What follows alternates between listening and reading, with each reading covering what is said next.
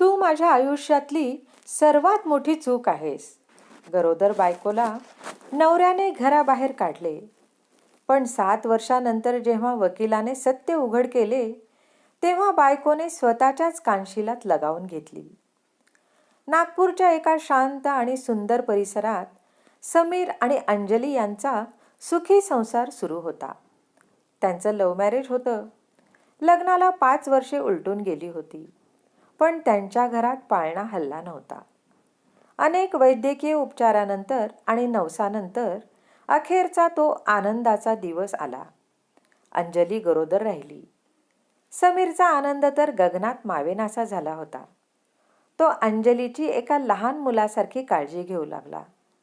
तिला काय हवे काय नको हे डोळ्यातील इशाऱ्यावर ओळखू लागला.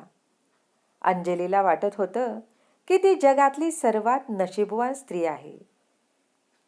पण नियतीच्या मनात काहीतरी वेगळंच शिजत होतं. गरोदरपणाचा 4था महिना सुरू झाला आणि अचानक समीरच्या वागण्यात एक भयानक बदल झाला. तो अघटित बदल आणि क्रूर प्रसंग. समीर, जो कधी व्यसनाच्या वाटेला गेला नव्हता, तो अचानक रात्री उशिरा दारू पिऊन घरी येऊ लागला. अंजलीने विचारले तर तो तिच्यावर भडकायचा, ओरडायचा, घरातल्या वस्तू फेकायचा. अंजलीला वाटले की कदाचित ऑफिसमध्ये कामाचा ताण असेल, म्हणून ती गप्प राहायची. पण एके रात्री मुसळधार पाऊस पडत असताना समीर घरी आला, तोही हातात एका फाईलसोबत. त्याने ती फाईल थेट अंजलीच्या तोंडावर भिरकावली. ते घटस्फोटाचे कागद होते.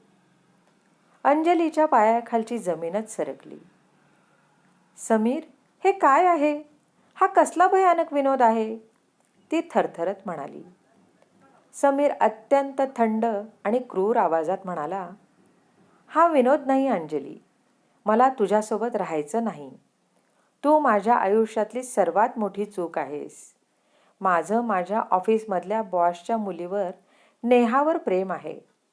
ती खूप श्रीमंत आहे आणि मला माझ्या करिअरसाठी तिची गरज आहे.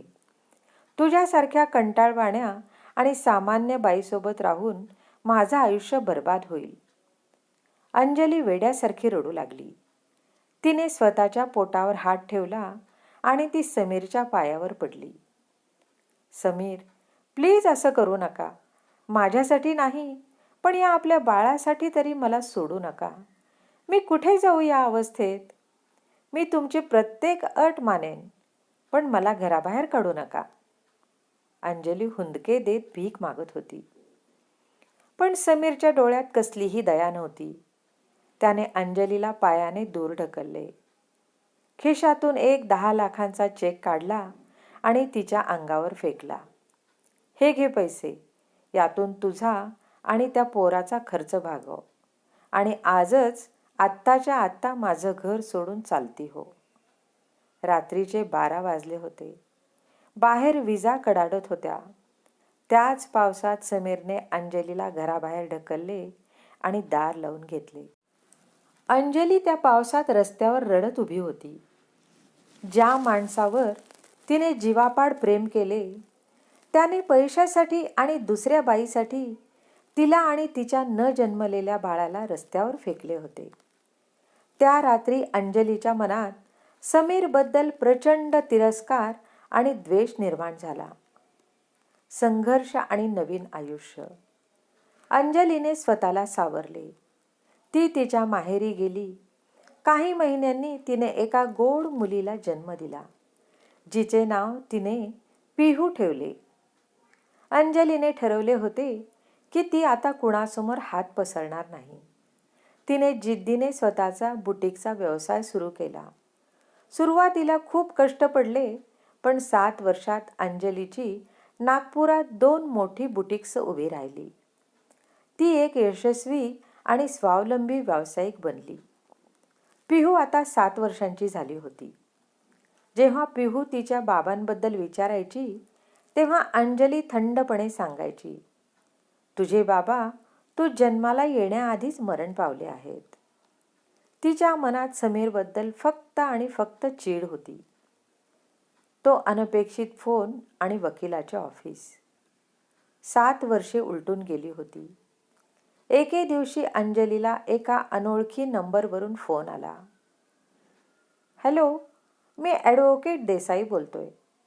समीर इनामदार यांचा वकील. अंजली मॅडम, मला अत्यंत खेदाने सांगावे लागत आहे की काल रात्री समीरचे कॅन्सरने निधन झाले आहे. त्यांच्या काही कायदेशीर प्रक्रियांसाठी तुम्हाला आज माझ्या ऑफिसमध्ये यावे लागेल. समीरचे निधन हे ऐकून अंजलीला कोणताही धक्का बसला नाही. ना तिच्या डोळ्यातून एकही अश्रू आला.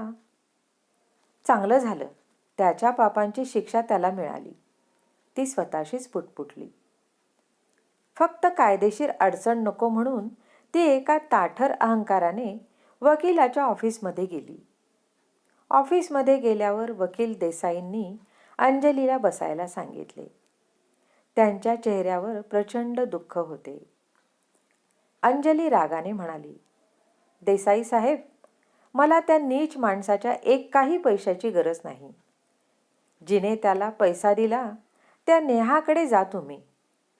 वकील देसाईंनी एक दीर्घ श्वास घेतला आणि म्हणाले, मॅडम, नेहा नावाची कोणतीही मुलगी या जगात नाही.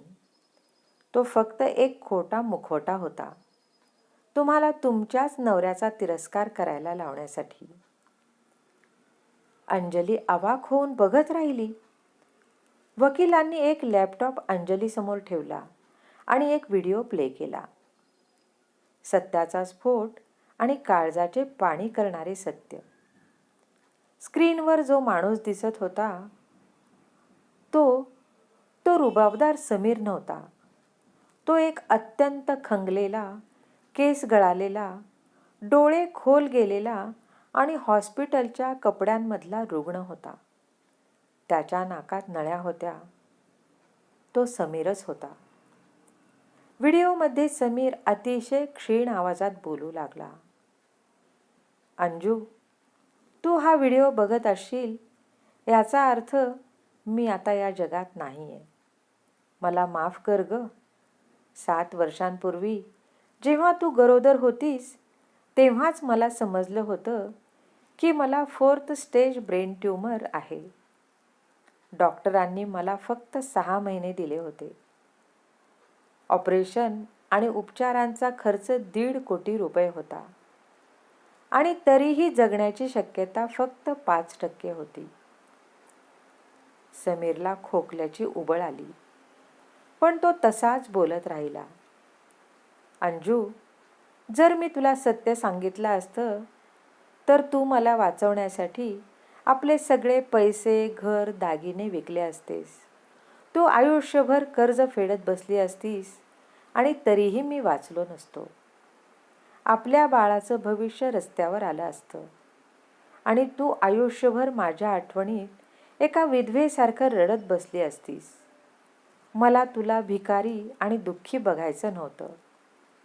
समीरच्या डोळ्यातून अश्रूंच्या धारा वाहत होत्या. म्हणून मी तो घटस्फोटाचा आणि दुसऱ्या बाईचा खोटा खेळ रचला. मला माहीत होतं प्रेमापेक्षा द्वेष माणसाला लवकरात लवकर विसरायला मदत करतो. माझ्यावरच्या प्रेमाने तू खचून गेली असतीस, पण माझ्यावरच्या रागाने तुला जगायला आणि लढायला ताकद दिली. ज्या रात्री मी तुला घराबाहेर काढलं त्या रात्री मी दार लावून आत जमिनीवर डोकं आपटून रडत होतो.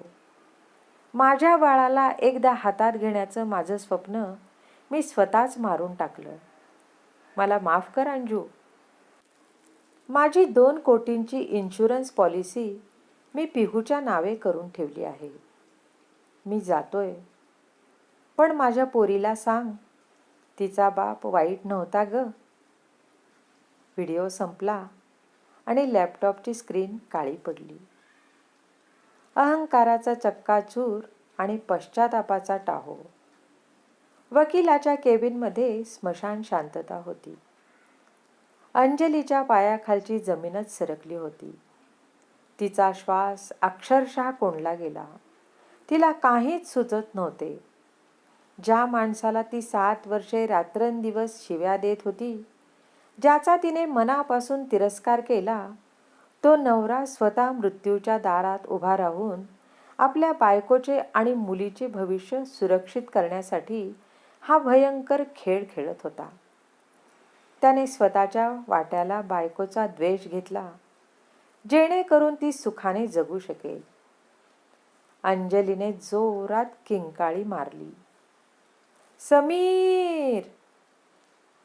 ती जमिनीवर कोसळली. वेड्यासारखी स्वतःचेच केस ओढू लागली. तिने स्वतःच्याच कानशिला 2-3 जोरात चपराक मारून घेतल्या. मी किती स्वार्थी आहे.